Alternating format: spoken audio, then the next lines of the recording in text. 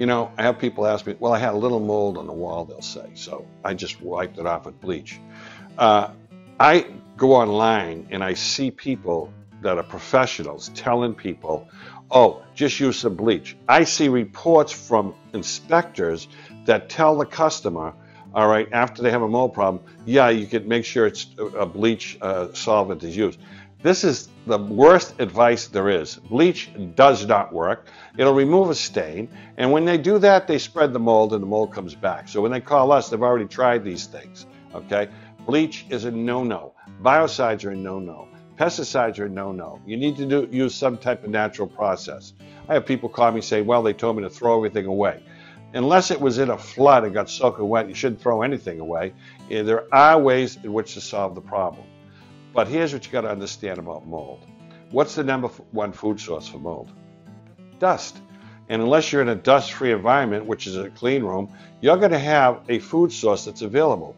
So if you add an elevated humidity issue, which creates a water problem, that mold is going to have a food source.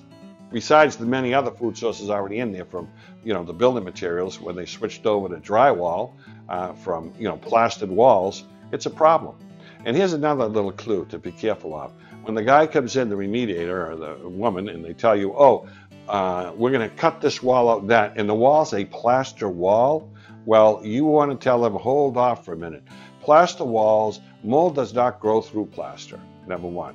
And unless that wall was deteriorated, there's other ways in which to get at anything that happened inside that wall cavity, which will save you from the expense of tearing your wall out. In fact, I tell people, for me, the type of remediation we do, bioremediation, that if you could bang on that wall, boom, boom, boom, and it crumbles, it needs to be replaced. If you push on it and it's soft, it needs to be replaced. There are some other instances, but a lot of times, using bioremediation, we can actually save the building material. We can core a hole, treat inside the cavity, and save you a lot of expenses. So there's lots of things that you want to be aware to do that will help you save money and give you a clean indoor environment. The ultimate goal here is we got to create a healthy indoor environment so that your immune system, all right, has a chance to do what it's supposed to do. Good luck.